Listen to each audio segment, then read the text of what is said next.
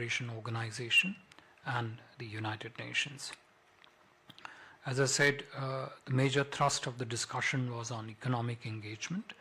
A significant component of it was also devoted to how partnership between India and Russia can also give fillip to Make in India and other manufacturing partnerships that give fillip to Atmanirbharta in India across a whole range of economic areas, economic domains.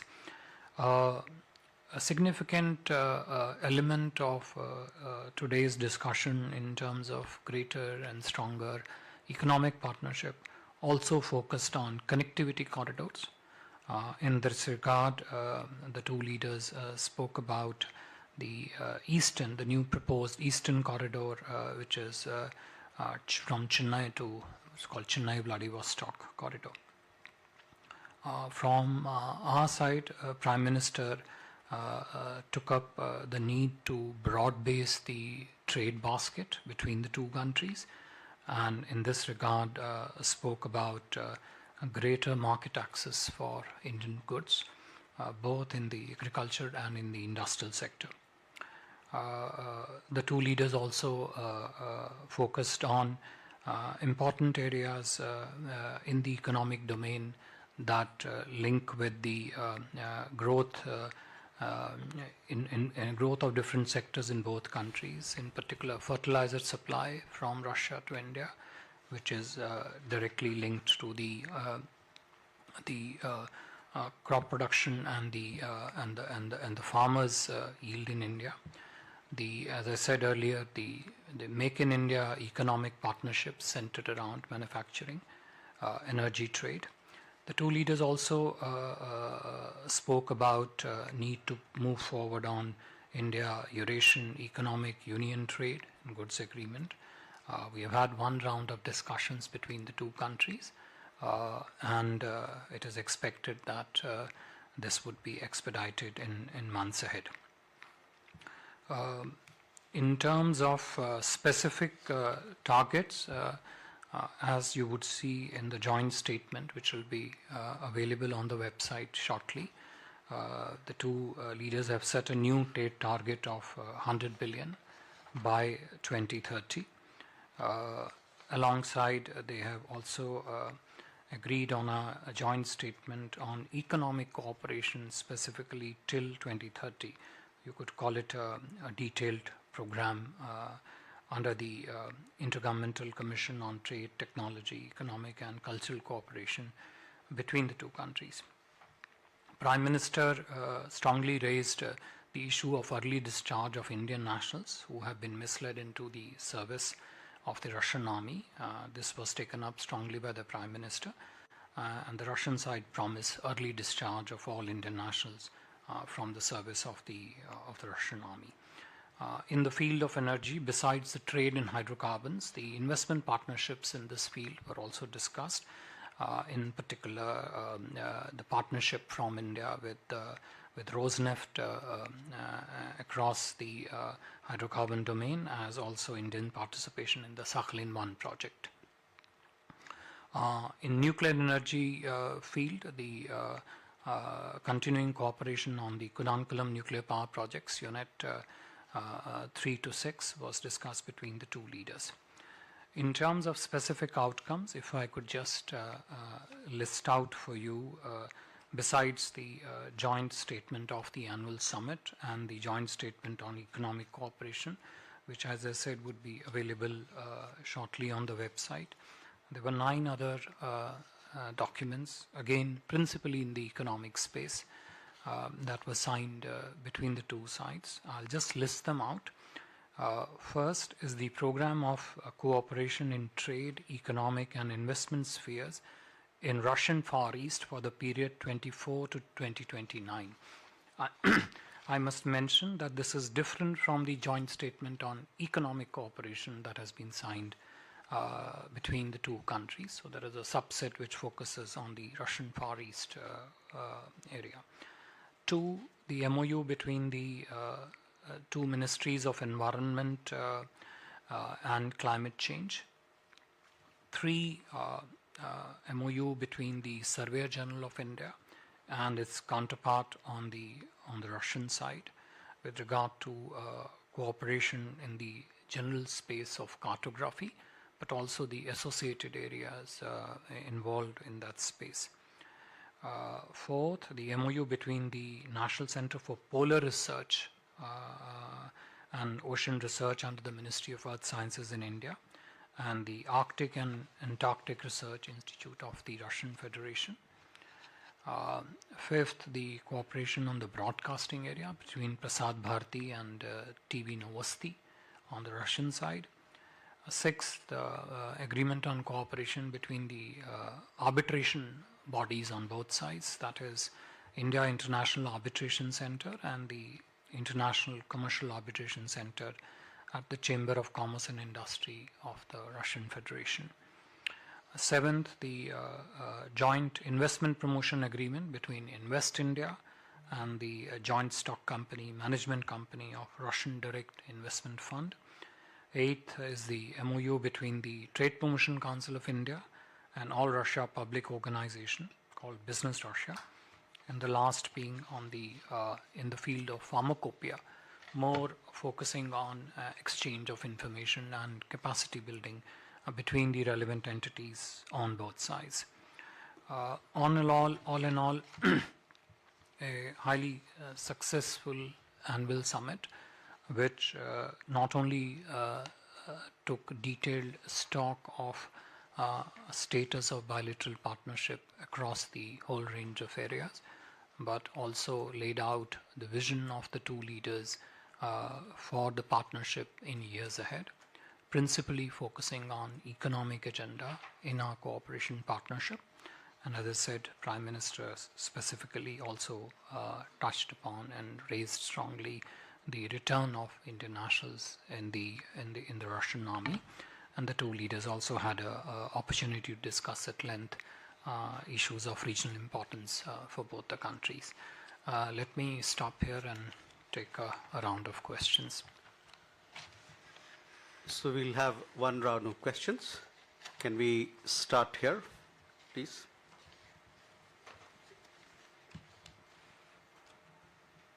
Thank you. My name is Catherine Triomphe. I work for Agence France Presse. Two questions. One, you mentioned briefly the return of Indian citizens now in the Russian army. Was there any deadline or timing given, and how many Indian citizens are we talking about? And the second question is related to Ukraine as well. Prime Minister Modi emphasized that he wanted a peaceful solution. As you probably know, Ukrainian President Volodymyr Zelensky said it was really a major blow to peace efforts to see Prime Minister Modi hug President Putin. Can you please give us your reaction to this, and what do you see as India's role in the Ukraine conflict? Thank you. Siddhant? Hi, sir. Siddhant from Vion. Energy cooperation looks like a major outcome in terms of the conversations. The Prime Minister mentioned about it as well. So if you can detail as to what kind of practical cooperation are we looking at after this summit? Suhasini? This is Suhasini Heather from The Hindu. Foreign Secretary, in addition to the previous question, I just wanted a clarification if the return of Indian nationals in the Russian military is all Indian nationals in the Russian military, because there are some that seem to have said they don't want to return, they are being paid well and they'd like to stay on. So would it be for all Indian nationals or only those wishing to return? And when you say $100 billion in bilateral trade, is there a discussion really about balancing that trade? Because it's $60 billion is already in oil trade between the two countries. Thank you. Please, yeah.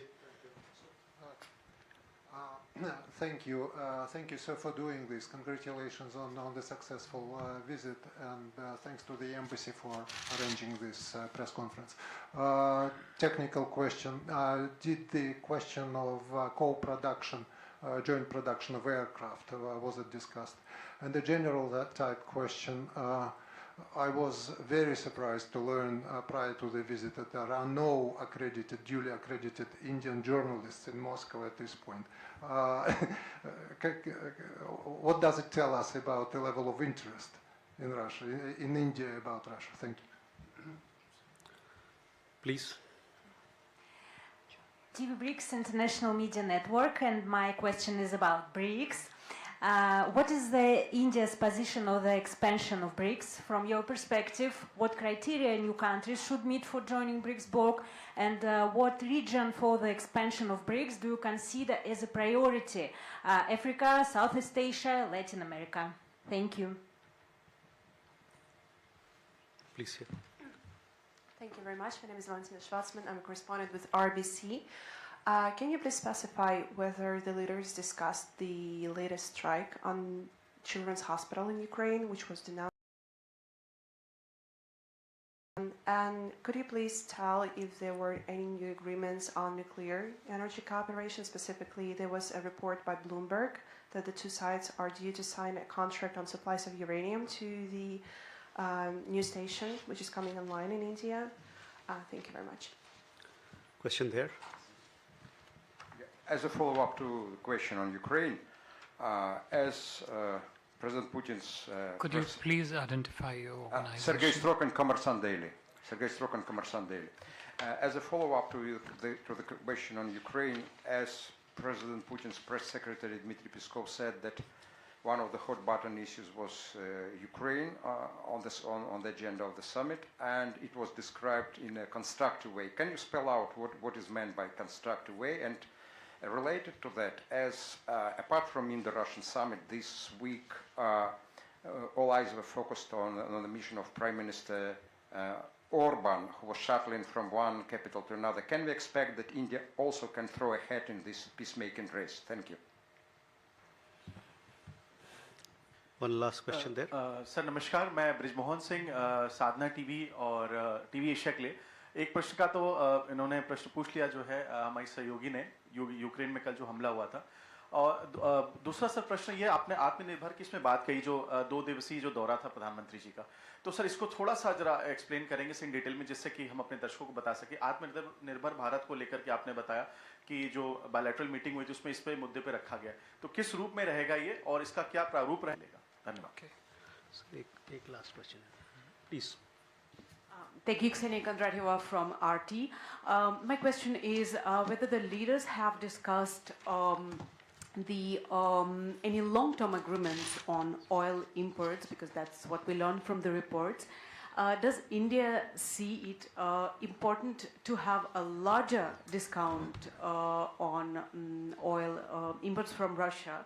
And will India continue importing energy resources despite criticism, continuous criticism of its Western partner? And as addition, if I may, since the agreements on Far East have been signed, India has provided a line of credit, 1 billion line of credit years back. Are there any updates on that? Or what is the status of that? Thank you so much. So, Rishikesh. Sir, Rishikesh from PTI. So has India raised the issue of delay in supply of defense equipment, or especially spare parts of some of Indian platforms? Okay, sir. Thank you. I think I'll first take up the bucket of issues as a collective rather than specific. Bilateral discussions between the two leaders when it comes to the specifics of economic agenda, cooperation fit into it, oil trade, energy,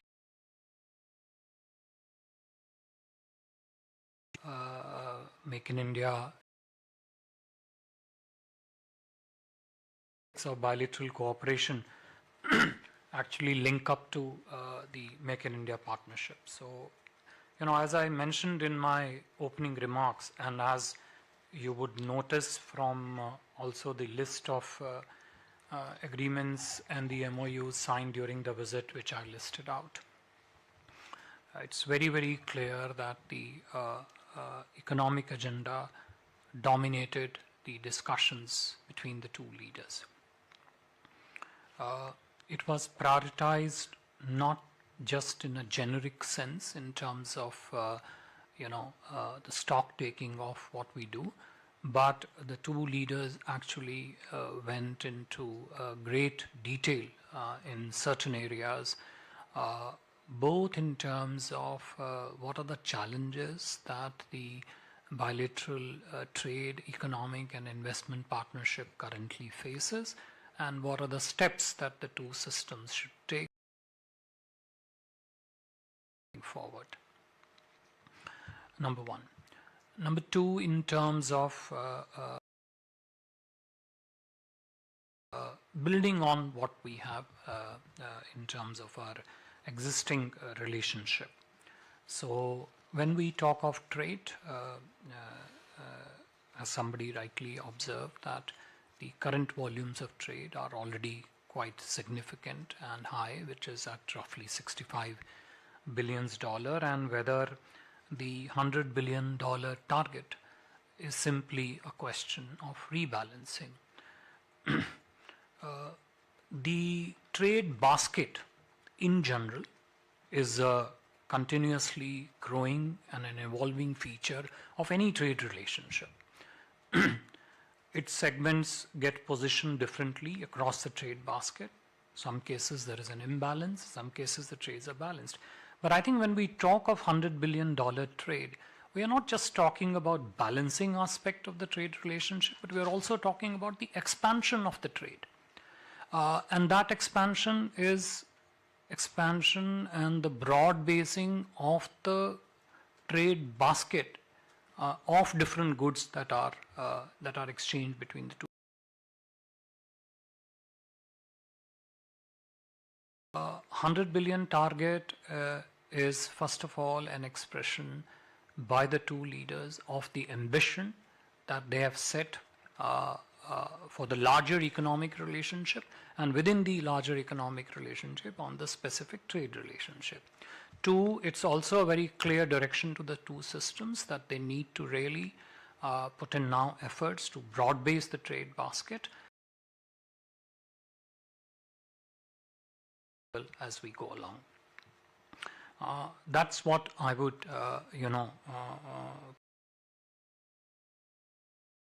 looked at the trade relationship. Now, economic relationship, energy cooperation is naturally a very important feature. It's not just an important feature in terms of the volume that the energy captures in the bilateral trade, but it is also a very crucial segment when it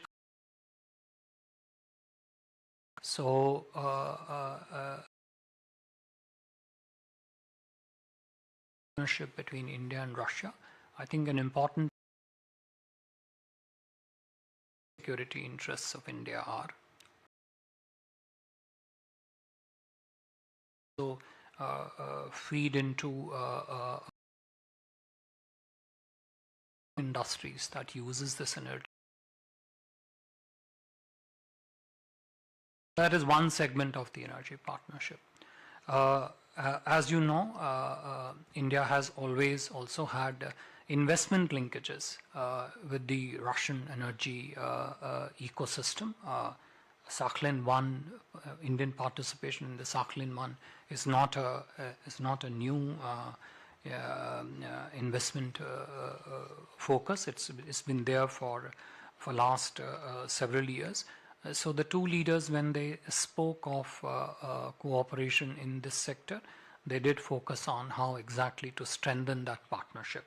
In the similar vein, how exactly India, including in particular through the government-to-government route, could also build partnership with Rosneft and other energy entities. So if you were to, if you look at this, it featured as a very a comprehensive segment, within the larger economic piece that the two leaders focused on. And energy security, and if I could just take a moment to add, also the fertilizer security in this case, because India is a large importer of fertilizers,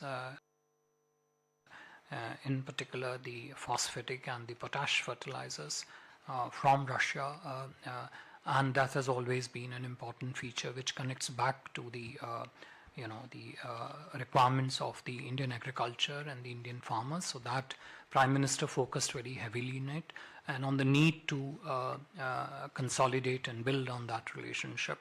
I would not, given its crucial significance for the Indian agricultural industry and the larger framework of fertilizer security, I would not position it as a simple trade item. I will position it as a larger item of strong economic security need in the field of agriculture. With regard to the a few set of questions on the return of Indian citizens working in the Russian army, there were two parts to it. Ma'am, you asked here about the total numbers. We have mentioned this in the past that while we do not have the precise indication of the specific numbers, we expect or anticipate them to be roughly between 35 to 50, a total number of Indian nationals, out of which 10 Indian nationals we have managed to bring them back to India through very active efforts on our own and also in partnership with the Russian system. Prime Minister raised this issue very strongly, that we should try and get back all Indian nationals back to India as early as possible. And as I mentioned to you, there was a sense of promise from the Russian side on that. Now the two systems will work on it and see how exactly and how expeditiously we can get them back into the country. The third set of questions, if I could just take them together, relating to Ukraine. I said all. No, that's what is our, that has been our position with the Russian side. And as I said, when we work through, this has to be worked through in the processes, and we will see how the details of it emerge during the process, and naturally we will decide accordingly. With regard to the Russia-Ukraine conflict, yes, this featured between the two leaders, both at the private discussions at the dinner yesterday and also in talks today. Look, I will, we have given our position on Russia-Ukraine several times in the past, but let me limit today to what the Prime Minister said to the media quite openly today in his opening remarks. And I think that sets out very clearly how we look at the conflict. In terms of the death of the innocents yesterday, Prime Minister was very clear and categorical in expressing his concern and regret at the loss of these innocent lives, including in particular the children yesterday. And you would have seen that, I'm not trying to paraphrase Prime Minister's remark because he said it openly. He clearly said, roughly translated into English, that the solution to this conflict is not to be found on the battlefield. This is a very rough translation of what Prime Minister said, and that it is possible only through dialogue and diplomacy. For those who follow Hindi, he said युद्ध के मैदान में समाधान संभव नहीं होते. Just to capture the preciseness of what the Honorable Prime Minister said. And that's what I would limit myself to, because that captures a sense of our view on what happened yesterday. Prime Minister also said at his remarks today, open to the press, that India would do and is willing to offer all possible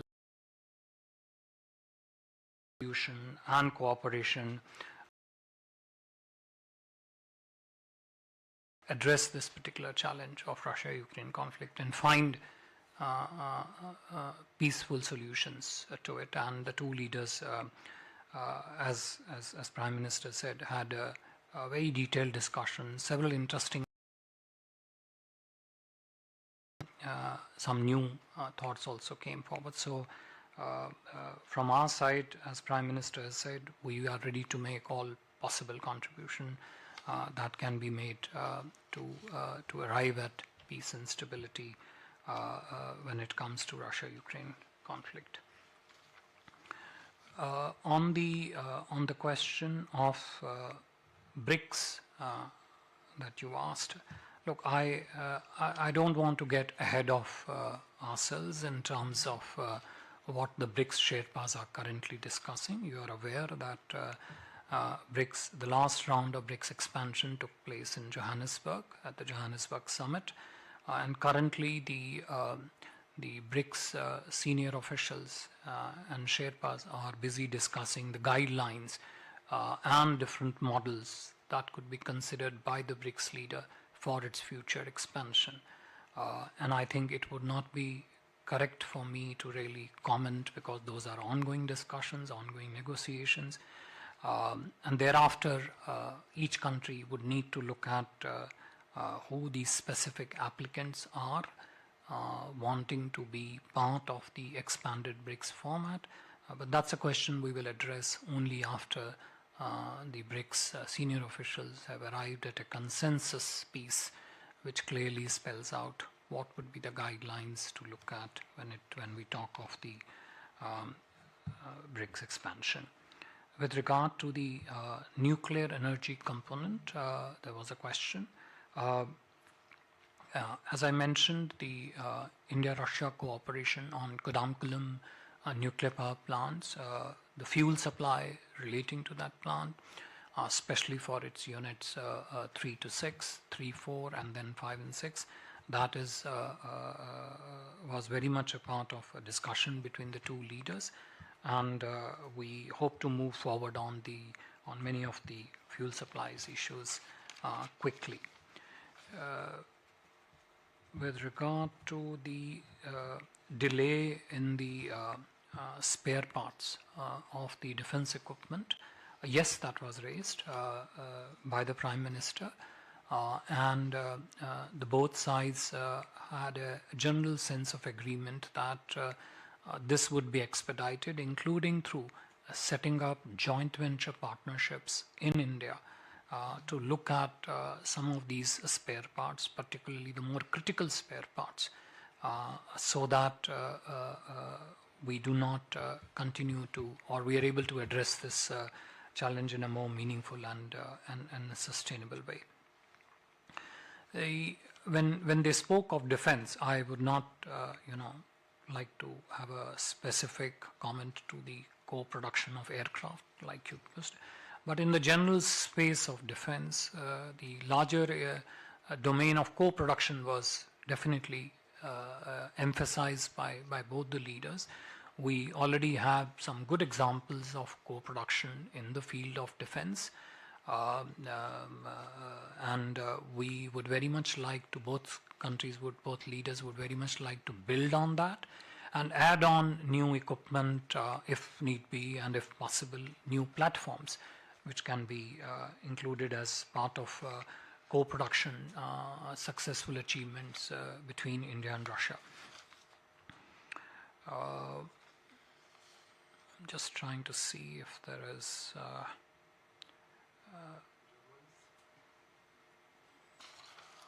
I think I probably answered most of them. Yeah, journalist one. Look, I take your point. Presence of Indian journalists here and the journalist reporting from here on Russia, on India-Russia relations are two different things. And I think the way India-Russia partnership has remained so steady, so reliable over a period of last several decades, has remained consistently upward curve across the various areas. Clearly, when the two countries talk of people-to-people, greater people-to-people partnership, I think the greater cooperation in the field of journalism, including, if possible, through presence, could naturally be one of the elements that the two systems could look at. Thank you very much. Thanks. With that, ladies and gentlemen, we come to the close of this press briefing. Thank you very much. Thank you.